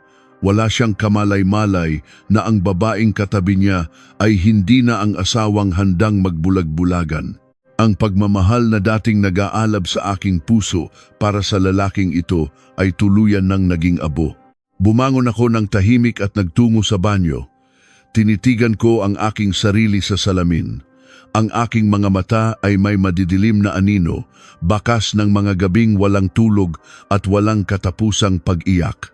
Ngunit ngayon, hindi na ako iiyak. Naghilamos ako ng malamig na tubig at pinunasan ang aking mukha ng mariin. Kinuha ko ang maliit na lalagyan ng plastik kung saan ko itinago ang gatas na may lason at isinilid ito ng maingat sa pinakailalim ng aking bag, binalot sa isang makapal na panyo upang hindi mabasag o tumapon. Paglabas ko ng kwarto, naamoy ko agad ang sinangag at tuyo na niluluto ni Aling Carmen sa kusina. Umupo ako sa hapagkainan, pilit na ibinagsak ang aking mga balikat upang magmukhang pagod at walang sigla. Lumingon ang aking biyanan, ang kanyang mga mata ay mabilis na sinuri ang aking kabuuan. "Magandang umaga, Elena. Kumusta ang tulog mo?" tanong niya. Ang kanyang boses ay may halong pag-usisa na pilit tinatakpan ng pag-aalala. Humikab ako ng mahaba at kinusot ang aking mga mata. Napakahimbing po ng tulog ko, Nay. Parang namatay po ang buong katawan ko sa sobrang bigat ng antok. Wala man lang po akong napanaginipan at ngayon lang po ako nagising. Isang mabilis at matagumpay na ngiti ang sumilay sa kanyang mga labi. Tumalikod siya upang patayin ang apoy sa kalan. Sabi ko na nga ba, at makakabuti sa iyo ang gatas na iyon. Kailangan mo talagang magpahinga ng husto para bumalik ang sigla mo. Dumating si Mateo sa hapagkainan, nag-aayos ng kwelyo ng kanyang polo. Hinalikan niya ako sa buhok bago umupo sa aking harapan. Kumain tayo ng marami, mahal. Masarap ang luto ni nanay ngayon. Pinilit kong lumunok ng ilang subo ng pagkain kahit na ang aking lalamunan ay tila nagsasara sa pandidiri sa kanilang dalawa. Nagpaalam ako na papasok na sa trabaho, nagdadahilan na marami akong naiwang gawain dahil sa aking sunod-sunod na pagliban. Pagbaba ko ng aming gusali, sinalubong ako ng mainit at maalinsangan na hangin ng Maynila. Sumakay ako sa isang taxi at nagpahatid sa isang pribadong laboratorio na malayo sa aming lugar. Pumasok ako sa malinis at malamig na pasilidad at lumapit sa tagasuri. Ibinigay ko ang lalagyan ng plastik at nagbayad ng malaking halaga upang hilingin ang isang mabilisan at malalimang pagsusuri ng mga sangkap na nakahalo sa gatas. Sinabi ko na ito ay para sa isang napakahalagang usaping legal, kaya kailangan ko ang resulta sa lalong madaling panahon. Tiniyak nila sa akin na matatanggap ko ang opisyal na katibayan kinabukasan ng umaga. Mula sa laboratorio, sumakay muli ako patungo sa isang lumang gusali sa gitna ng lungsod kung saan matatagpuan ang opisina ng isang kaibigang abogado ng aking pinsan. Ang opisinang ito ay maliit, amoy lumang papel at kape, ngunit alam kong dito ko matatagpuan ang kakampi na kailangan ko. Umupo ako sa harap ng abogado, isang may edad na lalaki na may seryoso ngunit mabait na mukha. Inilabas ko ang aking telepono at ipinakita sa kanya ang lahat. Ang mga kuha ng nakatagong kamera kung saan palihim na pumapasok ang aking biyenan sa aming kwarto. Ang pagtatagpo nila ng babaeng babayaran upang magbuntis. Ang pagpirma ni Mateo sa kasunduan sa loob ng lumang kainan. At ang pinakahuli, ang video kung saan malinaw na nagbubuhos ng puting pulbos si Aling Carmen sa baso ng gatas na ipinainom niya sa akin. Tahimik na pinanood ng abogado ang lahat. Nakita ko ang pagkunot ng kanyang noo at ang pag-igting ng kanyang panga. Nang matapos ang mga video, inilapag niya ang kanyang salamin sa mesa at huminga ng malalim. Hija, ang mga ginagawa nila ay hindi lamang simpleng panlilinlang sa loob ng pamilya. Ito ay mabibigat na paglabag sa batas. Ang pagkuha ng ibang babae upang magbuntis kapalit ng pera ay hindi kinikilala at labag sa ating mga batas tungkol sa pamilya. At ang paglalagay ng hindi kilalang gamot sa inumin mo kapag napatunayan ng laboratorio na ito ay lason o gamot na nakakapinsala ay isang malinaw na pagtatangka sa iyong buhay at kalusugan. Maaari natin silang kasuhan ng pananakit sa ilalim ng batas na nagpoprotekta sa mga kababaihan at maaari mong idemandang mapawalang bisa ang inyong kasal dahil sa matinding panloloko at pananakit na emosyonal. Nakinig ako ng mabuti sa bawat salita niya. Ibinigay ko rin sa kanya ang mga kopya ng titulo ng aming bahay at mga katibayan ng aking mga hulog sa bangko. Ako ang nagbayad ng malaking bahagi ng paunang bayad para sa bahay na iyon bago pa man kami ikasal at gusto kong masiguro na hindi nila ito maaagaw sa akin. Bago ako umalis sa opisina ng abogado, nagplano kami ng aming mga susunod na hakbang. Kailangan kong bumalik sa bahay at magpanggap na tuluyan na akong sumusuko. Kailangan kong ibigay sa kanila ang pagkakataon na isipin na nagtagumpay sila upang tuluyan silang maging kampante at ilabas ang lahat ng kanilang itinatago. Kinagabihan, pag-uwi ko sa aming bahay, naabutan ko silang dalawa na nanonood ng telebisyon sa sala. Naglakad ako ng mabagal patungo sa gitna ng sala at tumayo sa harap nila. Pinilit kong magmukhang lupaypay at talunan. Tumingin ako kay Aling Carmen, pagkatapos ay kay Mateo. Mateo, Nay, panimula ko. Ang boses ko ay sinadya kong gawing basag at mahina. Pinag-isipan ko pong mabuti ang sinabi ninyo noong nakaraang araw. Siguro nga po ay kailangan ko munang lumayo at magpahinga. Uuwi muna po ako sa probinsya bukas na bukas din. Doon muna ako titira kina nanay ng ilang buwan hanggang sa maging maayos ang takbo ng isip ko. Katahimikan ang bumalot sa buong sala. Nakita ko ang mabilis na pagpapalitan ng tingin ng mag-ina. Ang mga mata ni Mateo ay lumaki ng bahagya, habang ang mga labi ni Aling Carmen ay hindi mapigilang kumibot sa pilit na tinatagong tuwa. Tumayo si Mateo at nilapitan ako. Hinawakan niya ang magkabila kong balikat. Mahal, sigurado ka ba? Kung iyan talaga ang makakapagpabuti sa pakiramdam mo, susuportahan kita. Kami na ni nanay ang bahala rito sa bahay habang nagpapagaling ka. Ipapaayos ko ang mga gamit mo mamaya para hindi ka na mahirapan. Napakasakit pakinggan ng kanyang mga salita. Ang lalaking sumumpa na aalagaan ako ay siya pang nagmamadaling ipag-impake ang aking mga gamit upang mapalayas ako sa sarili kong tahanan. Mabuti iyan, Elena, nakangiting sabi ni Aling Carmen habang tinatapik ang aking likod. Ang probinsya ang pinakamagandang lugar para magpahinga. Malinis ang hangin at walang ingay. Huwag mo kaming alalahanin dito. Tumango lamang ako at nagkulong muli sa kwarto. Pumasok si Mateo at nagsimulang kumuha ng mga damit ko mula sa aparador at inilagay ang mga ito sa isang maliit na maleta. Pinagmamasdan ko siya mula sa kama. Bawat damit na tinutupi niya ay tila pagputol sa isa sa mga huling hibla ng aming pagsasama. Kinabukasan ng umaga, habang nag-aayos ako ng aking sarili, tumunog ang aking telepono. Isang mensahe mula sa laboratorio. Natapos na ang pagsusuri at ipinadala nila sa aking email ang opisyal na resulta. Binuksan ko ito nang nanginginig ang mga kamay. Binasa ko ang mga mahihirap na salitang medikal, ngunit ang conclusion sa dulo ay malinaw na malinaw. Ang puting pulbos ay isang napakatapang na gamot na pampatulog, isang uri ng pampakalma na ginagamit lamang sa mga ospital para sa mga pasyenteng may matinding sakit sa pag-iisip. Kung iinumin ito ng walang reseta at sa maling sukat, maaari itong maging sanhi ng pagkalason, pagkakoma o tuluyang paghinto ng paghinga. Napasandal ako sa pader ng banyo. Napahawak ako sa aking dibdib habang pilit na kinakapos ng hininga.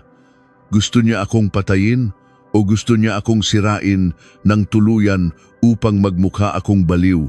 Anuman ang kanyang intensyon, sapat na ang papel na ito upang mabulok siya sa kulungan. Lumabas ako ng kwarto, dala ang aking maleta. Naghihintay na sila sa sala. Si Aling Carmen ay abot tenga ang ngiti. May hawak pang maliit na supot ng mga tinapay para raw sa aking biyahe. Binuhat ni Mateo ang aking maleta. Ihahatid na kita sa sakayan ng bus, alok niya. Hindi na kailangan, mabilis kong sagot.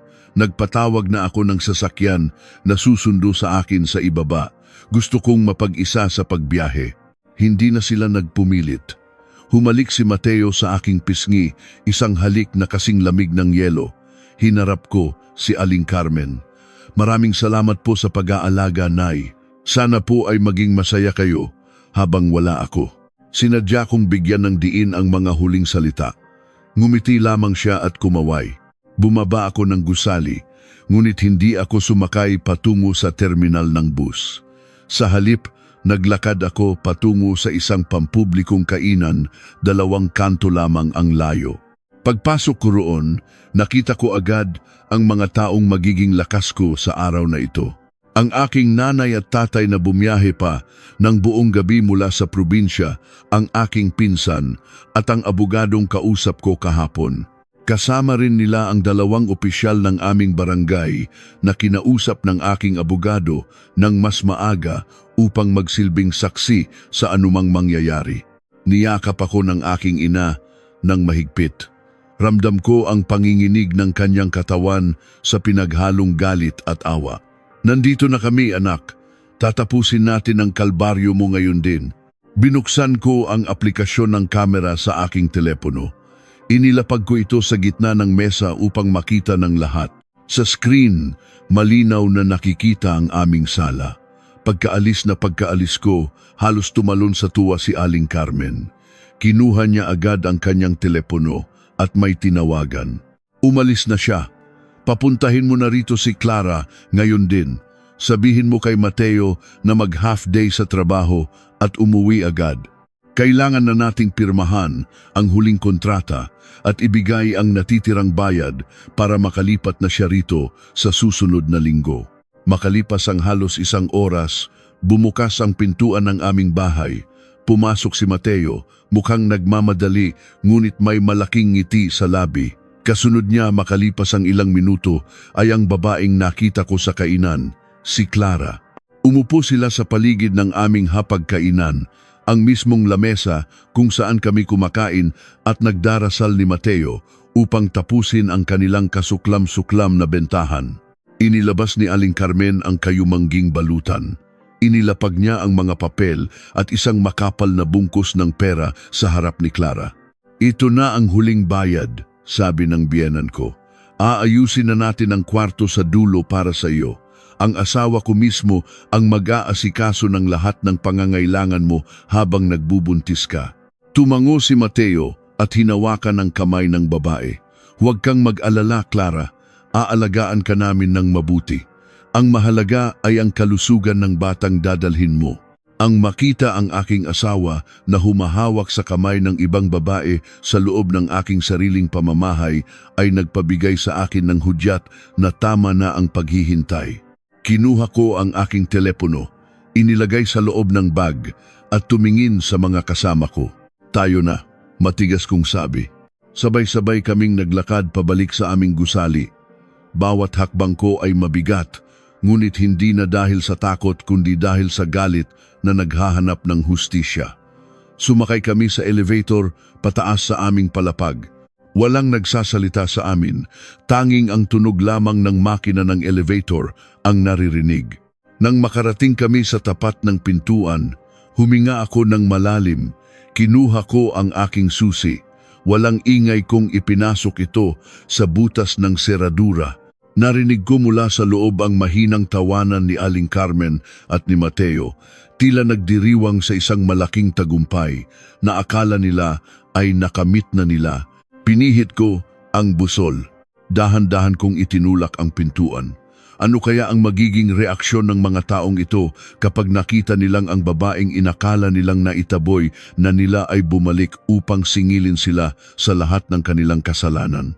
Bumukas ang pinto ng walang anumang ingay, subalit ang epekto nito sa mga taong nasa loob ay tila isang malakas na kulog na yumanig sa buong kabahayan. Ang malalakas na halakhak ni Aling Carmen at ang masayang boses ni Mateo ay biglang naputol. Ang katahimikan na sumunod ay napakabigat, tila hinihigop ang hangin sa buong sala. Nakatingin silang tatlo sa akin. Si Mateo ay nakatayo malapit sa hapagkainan. Ang kanyang mga mata ay nanlaki ng husto at halos lumabas sa kanyang mukha. Ang kanyang bibig ay bahagyang nakaawang, ngunit walang anumang salitang lumalabas dito. Si Aling Carmen ay napatigas sa kanyang kinauupuan. Ang kanyang kulubot na kamay na may hawak na baso ng tubig ay nagsimulang manginig hanggang sa tuluyang mabitiwan ang baso. Tumapo ng tubig sa sahig, ngunit wala ni isa man sa kanila ang nagabala pang pansinin ito. Si Clara, ang babaeng binayaran nila, ay namutla na parang isang bangkay. Napakapit siya sa laylayan ng kanyang maluwang na damit. Ang kanyang mga mata ay nagpapalipat-lipat sa akin at sa mga taong kasama ko. Sa ibabaw ng aming hapagkainan, nakalatag ang mga patunay ng kanilang kasuklam-suklam na pagkakanulo. Ang makapal na kayumangging sobre, ang mga puting papel na naglalaman ng kanilang lihim na kasunduan, at ang makapal na bungkus ng salapi na pambayad sa pagbili ng isang sanggol at sa pagbili ng aking pagkawasak. Bakit kayo tumigil sa pagdiriwang? Panimula ko. Ang aking boses ay napakalamig at napakatahimik, malayo sa babaeng umiiyak at nagmamakaawa na inaasahan nilang makita. Ipagpatuloy ninyo. Nandito lang ako upang panoorin kung paano ninyo ibenta ang aking pamilya, ang aking dangal at ang aking pagkatao sa halagang nakapatong sa ibabaw ng sarili kong hapagkainan. Unang nakabawi si Aling Carmen mula sa matinding pagkabigla. Pinilit niyang ipunin ang natitira niyang tapang at tumayo. Ang kanyang mukha ay nagpumilit na maghulma ng isang nagtatakang ekspresyon. Elena, anong ginagawa mo rito? Paano ka nakabalik? Akala ko ba ay nasa biyahe ka na patungong probinsya? At sino ang mga taong ito na kasama mo? Bakit mo sila dinala sa loob ng aming pamamahay? Hindi ko siya sinagot. Sa halip, humakbang ako papasok at hinayaan ang mga taong nasa likuran ko na pumasok isa-isa. Naunang pumasok ang aking ina. Ang kanyang mukha ay kasing tigas ng bato at ang kanyang mga mata ay nagliliyab sa matinding galit habang nakatitig sa aking biyenan. Sumunod ang aking ama na mahigpit ang hawak sa balikat ng aking ina, handang ipagtanggol ang kanyang pamilya sa anumang mangyayari. Pagkatapos ay pumasok ang aking abogado na bitbit ang kanyang itim na maleta, kasama ang aking pinsan at ang dalawang opisyal ng barangay na formal na nakasuot ng kanilang uniforme. Ang maliit naming sala ay biglang naging napakasikip. Ngunit hindi ang dami ng tao ang nagpasikip dito, kundi ang bigat ng katotohanan na hindi na nila matatakasan pa. Lumapit ako sa hapagkainan. Kinuha ko mula sa aking bag ang mga nakaimprentang larawan na nakuha ko mula sa nakatagong kamera. Inihagis ko ang mga ito sa ibabaw ng mga papeles at pera na nasa mesa. Nagkalat ang mga larawan. Ang larawan ng pagpasok ni Aling Carmen sa aking kwarto nang walang paalam, ang larawan ng pagkikita nila sa lumang kainan. Ang larawan ng pagpirma ng asawa ko sa kontratang nagbebenta ng aming sumpaan sa harap ng dambana. Iyan ang inyong mga lihim, sabi ko, habang nakatitig ng diretsyo sa mga mata ni Mateo na ngayon ay puno ng matinding kaba at kahihiyan. Ang akala ninyo ay napaniwala ninyo akong nababaliw na ako sa lungkot. Ang akala ninyo ay napalayas ninyo ako ng napakadali upang malaya ninyong maiuwi rito ang babaeng iyan. Wala kayong kamalay-malay na pinapanood ko ang bawat hakbang ninyo, bawat pag-uusap ninyo, bawat pagkakanulo ninyo sa loob ng aking sariling tahanan. Mateo, pilit na nagsalita ang asawa ko. Ang kanyang boses ay pumipiyok at nanginginig. Elena, mahal, hayaan mo akong magpaliwanag. Hindi ito tulad ng iniisip mo. Ginawa lang namin ito dahil gusto ni nanay ng apo at ayaw na naming pahirapan ka. Para rin ito sa ikabubuti nating dalawa. Napahalakhak ako. Isang tawa na walang halong saya, isang tawa na nagmula sa pinakamalalim na balon ng pait sa aking kaluluwa. Para sa ikabubuti nating dalawa, dinaya mo ako. Nakipagsabwatan ka sa iyong ina upang palitan ako ng ibang babae sa ilalim ng sarili kong bubong at sasabihin mong para ito sa ikabubuti natin. Anong klaseng halimaw ka, Mateo? Dumukot muli ako sa aking bag. Inilabas ko ang opisyal na resulta mula sa laboratorio na may tatak at lagda ng mga dalubhasa. Inilapag ko ito ng mariin sa harap ng aking biyenan at pagkatapos ay tiningnan ko si Mateo. Basahin mo yan, Mateo. Utos ko. Ang aking boses ay dumadagundong sa loob ng tahimik na silid. Basahin mo kung paano sinubukan ng iyong mapagmahal na ina na lasunin ako 2 gabi na ang nakararaan. Basahin mo kung ano ang inihalo niya sa gatas na ipinipilit niyang ipainom sa akin. Isang matapang na gamot na pampatulog para sa mga may sakit sa isip. Gamot na kapag nasubrahan ay maaaring magpahinto ng aking paghinga. Tumingin si Mateo sa papel. Nanginginig ang kanyang mga kamay habang binabasa ang mga salitang nakasulat doon. Lumingon siya sa kanyang ina.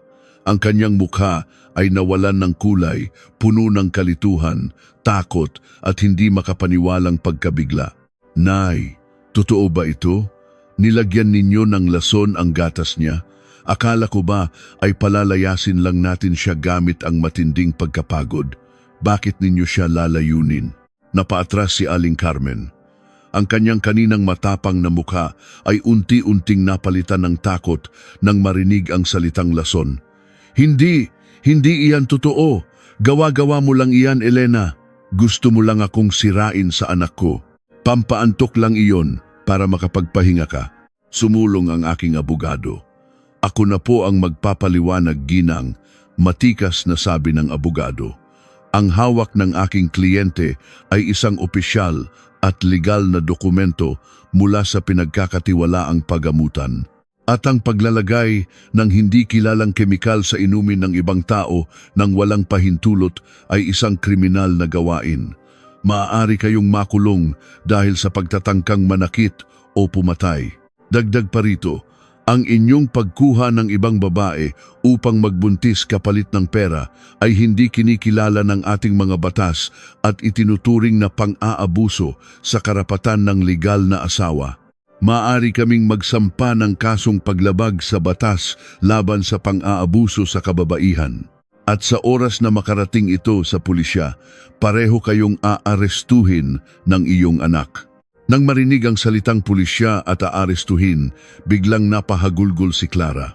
Kinuha niya ang kanyang maliit na bag at tumakbo patungo sa pintuan. Wala akong kinalaman diyan. Kinuha lang nila ako dahil kailangan ko ng pera para sa pamilya ko. Wala pa akong natatanggap ni isang kusing. Sigaw niya bago tuluyang tumakas, palabas ng aming bahay. Hindi na nilingon ang mga taong kumuha sa kanya. Walang pumigil sa kanya. Ang naiwan sa loob ay ang 2 taong sumira sa aking buhay. Napaluhod si Mateo sa aking harapan. Ang kanyang mga luha ay nagsimulang tumulo. Basa ang kanyang pisngi ng pagsisisi na huli na nang dumating. Elena, parang awa mo na. Patawarin mo ako. Naguluhan lang ako. Gusto lang talaga ni nanay ng apo at palagi niya akong kinukulit. Hindi ko alam na lalasunin ka niya. Mahal na mahal kita, Elena. Huwag mo akong ipakulong. Huwag mong tapusin ang kasal natin. Tiningnan ko siya mula ulo hanggang paa. Ang lalaking nakaluhod sa aking harapan ay hindi na ang lalaking hinangaan ko. Siya ay isang mahinang nilalang na walang kakayahang tumayo para sa tama, isang taong mas piniling maging bulag sa kasamaan ng kanyang ina kaysa protektahan ang kanyang sariling asawa. Tumayo ka, Mateo. Malamig kong utos. Nakakadiri kang tingnan. Hindi sapat na dahilan ang kagustuhan ng iyong ina upang durugin mo ang babaeng pinangakuan mo ng tapat na pag-ibig sa harap ng Diyos. Hindi mo alam na lalasonin niya ako. Ngunit alam mo na papalitan mo ako. Alam mo na palalayasin ninyo ako. Kasabwat ka sa pagpatay sa aking kaluluwa. At iyon ay higit na masakit kaysa sa anumang lason sa mundo. Binalingan ko si Aling Carmen na ngayon ay nakahawak sa kanyang dibdib at pilit na umiiyak upang humingi ng awa sa aking mga magulang. Nakikiusap ako, balita niya, huwag ninyo kaming ipakulong, matanda na ako. Aalis na lang kami, iiwan na namin kayo. Sinalubong ng aking ina ang kanyang mga mata nang walang kaawa-awa. Ang aking ama ay nanatiling tahimik, ngunit ang kanyang presensya ay sapat na upang mapaurong ang aking biyenan. Tama kayo, aalis talaga kayo. Sagot ko, pinupulot ang lahat ng natitirang lakas sa aking katawan upang bigkasin ang mga salitang magpapalaya sa akin. Lumayas kayo sa pamamahay na ito ngayon din. Kayong 2. Bahay ito ng anak ko. Nabili niya ito bago pa man kayo magkasama. Pilit na lumaban si Aling Carmen, kumakapit sa huling hibla ng kanyang pag-aari. Muling nagsalita ang abogado. Ginang, ang malaking bahagi ng paunang bayad para sa bahay na ito ay nagmula sa personal na ipon ng aking kliyente at ang mga buwanang hulog ay binabayaran mula sa kanilang pinagsamang kinikita. Sa ilalim ng batas, may pantay na karapatan si Elena rito. Ngunit dahil sa inyong mga kriminal na pagtatangka at pang-aabusong emosyonal, kung hindi kayo aalis ngayon din, tatawag ang mga opisyal ng barangay ng mga pulis upang kaladkarin kayo palabas at ikulong sa presinto ngayong gabi rin. Kayo ang pumili. Aalis kayo nang may natitira pang dangal o lalabas kayong nakaposas. Tumingin si Mateo sa akin, nagmamakaawa, naghihintay ng huling himala ng pagpapatawad. Ngunit ang aking mukha ay kasing tigas ng bato. Wala na siyang makikitang luha mula sa akin. Ubus na ang aking pasensya. Ubus na ang aking pagmamahal. Hakot, Mateo, utos ni Aling Carmen. Ang kanyang boses ay basag at puno ng pagkatalo. Kunin mo ang mga damit natin. Aalis na tayo. Sa loob ng kalahating oras, pinanood ko silang dalawa na nag-iimpake ng kanilang mga gamit. Ang mga sako at maleta na dinala ni Aling Carmen noong unang araw na dumating siya upang sakupin ang aking bahay ay siya ring mga sako at maleta na hila-hila niya palabas, dala ang kanyang kahihiyan at pagkatalo. Walang umiimik habang sila ay naglalakad palabas ng pintuan. Hindi ko sila inalalayan, hindi ko sila tinulungan. Nang tuluyang sumara ang pintuan, tila nabunutan ng isang malaking tinik ang aking dibdib. Ang mabigat na hangin sa loob ng bahay ay biglang gumaan. Niyakap ako ng mahigpit ng aking ina at sa pagkakataong iyon, doon lamang ako umiyak. Umiyak ako hindi dahil sa panghihinayang sa aking asawa, kundi dahil sa ginhawang naramdaman ko na sa wakas, tapos na ang aking bangungot. Ligtas na ako. Lumipas ang ilang buwan matapos ang gabing iyon. Ang aming kasal ay formal ng pinawawalang bisa sa hukuman. Hindi ko na sila kinasuhan pa ng pagtatangkang pagpatay kapalit ng pagpirma ni Mateo sa mga papeles ng mabilis na paghihiwalay at tuluyang pagpapaubaya ng bahay sa aking pangalan. Nais ko na lamang ng kapayapaan at hindi na nagnanais na makita pa sila kahit kailan. Binago ko ang lahat ng ayos ng aking bahay. Pinalitan ko ang mga kurtina ng mas maliliwanag na kulay. Inilipat ko sa balkonahe ang paso ng halaman kung saan ko itinago ang kamera bilang paalala na ang katotohanan ay laging mananaig kahit gaano pa ito katagal ibaon sa dilim. Ngayon, habang nakaupo ako sa aking paboritong silya at umiinom ng mainit na kape sa isang mapayapang umaga, hindi ko maiwasang mapangiti. Nawalan man ako ng asawa, nahanap ko naman muli ang aking sarili. Napatunayan ko na ang isang babae ay hindi kailangang maging biktima lamang ng mga maling tradisyon at bulag na pagsunod. May karapatan siyang lumaban at protektahan ang kanyang sariling buhay. Ngunit minsan, sa kalagitnaan ng katahimikan ng gabi, hindi ko maiwasang itanong sa aking sarili at sa lahat ng mga nakikinig sa aking kwento.